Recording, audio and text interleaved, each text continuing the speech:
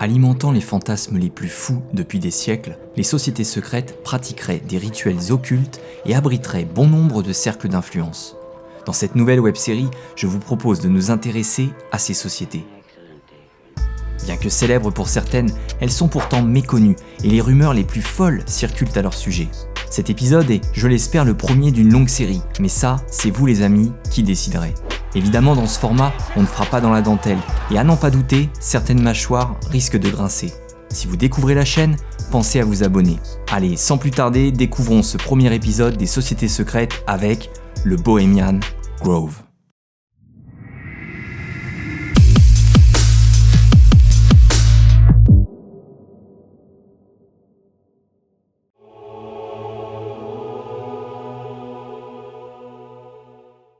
En avril 1872, des journalistes de San Francisco décident de créer un club répondant au doux nom de Bohemian Club. À cette époque, il est fréquent dans la culture britannique de se rassembler dans des gentlemen's clubs. Au sens traditionnel, il s'agit d'une association d'individus issus généralement de la haute société, se considérant comme d'honnêtes hommes et désirant se rassembler par groupe d'affinité. À la fois érudits et philanthropes, ils se réunissent dans le but de partager des connaissances, des réseaux, des idées politiques et culturelles, ainsi que des loisirs. On trouve des traces de cette tradition dès la période du règne d'Élisabeth Ier du nom. Non, la première, pas celle-ci. Ouais, merci. Le phénomène qui aurait connu son apogée dans les années 1880 tendrait aujourd'hui à disparaître. Enfin ça, c'est selon la version officielle, car en réalité de nombreux clubs, groupes ou cercles, voire pour certains, appelez ça comme vous voulez, subsisteraient. À l'origine, les créateurs de ce club, Tommy Newcomb, Dan O'Connell et Harry Dam, tous employés du San Francisco Chronicles, souhaitaient avoir un endroit où terminer la journée ou le week-end pour s'y détendre. Peu à peu, les journalistes invitèrent des artistes et des musiciens. Les journalistes souhaitaient que leur club représente un nouveau mode de vie né quelques dizaines d'années plus tôt en Europe, le bohémianisme.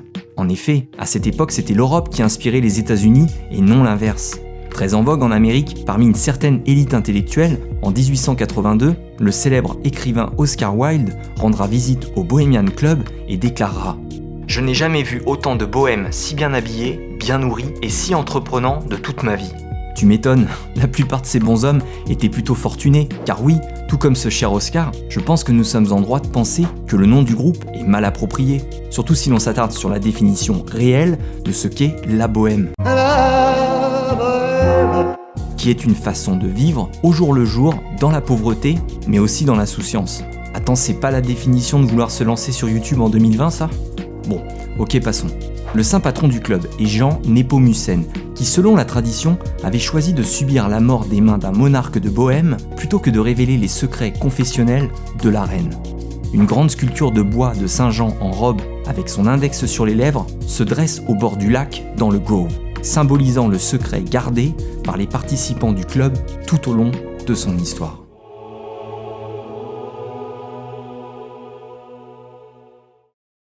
En 1878, le club acquiert une vaste propriété privée de 11 km² située à Monterio en Californie et prend le nom de Bohemian Grove. C'est d'ailleurs sur ladite propriété que se tiendront à la mi-juillet chaque année un campement permettant rencontres au sommet, orgies, rites étranges et autres festivités. On compterait 2035 membres dans ce think tank confidentiel que certains n'hésitent pas à définir de société secrète américaine mondialiste. Si l'on s'arrête aux éléments officiels concernant le Bohemian Club, il n'y aurait rien de bien choquant. Évidemment, la jante féminine n'est pas autorisée à rentrer dans le cercle et comme vous pouvez l'imaginer, le ticket d'entrée de 25 000 $ par année restreint fortement son accès à nous autres citoyens lambda. Mais admettons que vous êtes un homme avec un solide compte en banque. Il vous faudra tout de même patienter sur une liste d'attente pour une vingtaine d'années. Selon Wikipédia, le journaliste et poète James Bowman, présent à l'origine du club, organisera à Bohemian Grove une cérémonie inaugurale baptisée Cremation of Care, la crémation des soins. Lors de cette cérémonie païenne d'inspiration druidique, on brûle symboliquement devant une immense statue de hibou les soucis accumulés durant une année de labeur. Ce hibou, logo ou mascotte du club, est en fait une représentation de Moloch, une divinité babylonienne, et de Lilith, une divinité sumérienne. Parfois, sous forme de pièces de théâtre ou de récitals musicaux ou poétiques, au fur et à mesure des années, les manifestations durant ces cérémonies vont évoluer ou déraper, appelez ça comme vous voulez. Après 40 ans d'adhésion, les hommes gagnent le statut de vieille garde, leur octroyant des places réservées aux réunions quotidiennes du Grove dans un espace privé, ainsi que d'autres avantages indirects. L'ancien président américain Herbert Hoover, père de l'aspirateur, ok je sors, a intégré la vieille garde le 19 mars 1953, après 40 ans de fidélité.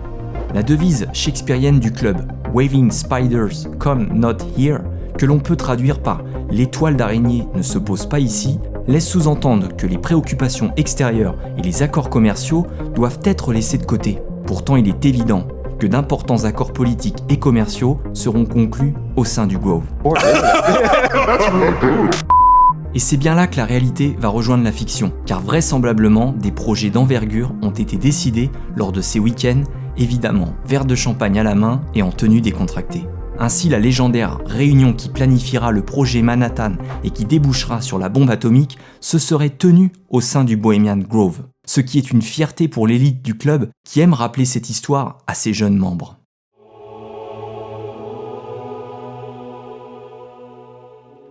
Nous savons donc de sources certaines que de grands projets politiques ou commerciaux furent débattus lors de ces camps estivaux. Mais des fuites quant aux rapports plus qu'amicaux entre de nombreux participants ont aussi alimenté bon nombre de ragots. Ainsi, l'ancien président Richard Nixon, membre du club, ne se gênera pas pour le qualifier ainsi. Je le cite. « Bohemian Grove, auquel j'assiste de temps en temps, c'est la chose la plus gay que vous ne puissiez imaginer. » On imagine bien tous ces hommes puissants, harassés par un travail exténuant 300 jours par an, venir décompresser dans cet environnement clos et protégé. Bon, rien de nouveau, ces pratiques ont toujours existé et je n'ai aucun jugement à apporter, mais tout de même, force est de constater que ce club, à tendance républicaine et conservatrice, ne se gêne pas pour se lâcher en parfaite contradiction avec ses valeurs pourtant prônées le reste de l'année. Bon, je commence à vous connaître, bande de petits coquinous, et je sais que vous êtes impatients de savoir quelles célébrités se réunissent dans ce camp l'été pour comploter. Je peux notifier que parmi les présidents américains, seuls des républicains sont mentionnés comme membres du club. Voici donc une liste non exhaustive de ces présidents. Roosevelt, Hoover, Ford, Nixon, Reagan, George Bush, Daddy et fiston, bah oui tant qu'on y est. Mais on sait également que de hauts responsables politiques influents y sont intervenus, tels que Henry Kissinger, Colin Powell, vous vous rappelez celui qui a parlé d'armes de destruction massive que l'on n'a jamais retrouvées, ou bien encore Dick Cheney. Bon, je pense que c'est à partir de là qu'on va commencer à vriller. Ce qui va certainement alimenter toutes les théories les plus sordides sur le cercle et ses pratiques, et sans conteste le reportage de Alex Jones, connu sous le nom de Dark Secrets Inside Bohemian Grove. Le 15 juillet 2000, Alex Jones et son caméraman entreront clandestinement dans la propriété et tourneront des images de la cérémonie de crémation des soins. Alex Jones prétendra qu'il s'agissait d'un rituel humain. Évidemment, les allégations seront démenties par la communication de la société. Même s'il peut sembler grotesque que de réels humains aient pu avoir lieu lors de ces cérémonies, la théâtralisation et sa symbolique sont tout de même particulières et c'est le moins qu'on puisse dire. J'imagine que vous aussi, lorsqu'il vous est arrivé de passer une nuit en forêt, vous n'étiez quand même pas en tenue du à bout sur un bûcher une effigie représentant un enfant. Notons toutefois, allez, adieu la monétisation, que dans leur livre « L'Amérique en pleine transformation », Cathy O'Brien et Mark Phillips n'hésitent pas à dénoncer, bon ça vous vous en doutez, l'usage sans limite d'alcool et de accompagné de pratiques. Mais elle rapporte aussi des activités beaucoup plus sérieuses, telles que des kidnappings, des actes et même des rituels. Une enquête aurait été diligentée, mais entravée par l'acte de la sécurité nationale de 1947. On ne saura probablement jamais ce qui se passait dans certains endroits du site, et peut-être qu'il ne vaut mieux pas savoir. Je vous mets tout un tas de liens pour approfondir le sujet et vous faire votre opinion sur cette société.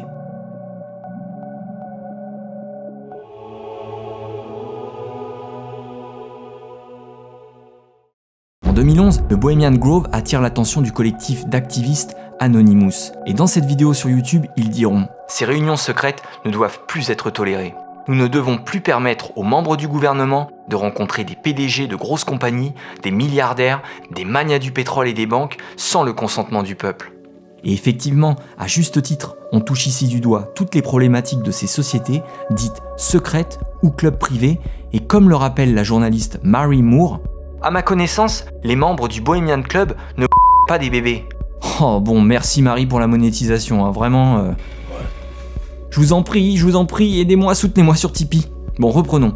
Les membres de la Bohemian Grove ne pas des bébés, mais il y a à la Bohemian Grove des discussions sur les politiques publiques lors desquelles des gens puissants échangent et choisissent les politiques en secret, sans examen public. Et c'est de ça dont les gens devraient avoir le plus peur. Je compte sur vous pour me dire ce que vous avez pensé de ce nouveau format et quelle société secrète vous souhaiteriez voir traitée lors du prochain épisode. Je tenais à vous remercier également car vous êtes de plus en plus nombreux à m'aider sur mon Tipeee, ce qui m'est réellement utile pour financer mon futur décor. Je vous dis à très vite pour un nouvel épisode, prenez soin de vous et gardez l'esprit ouvert car la vérité est alternative.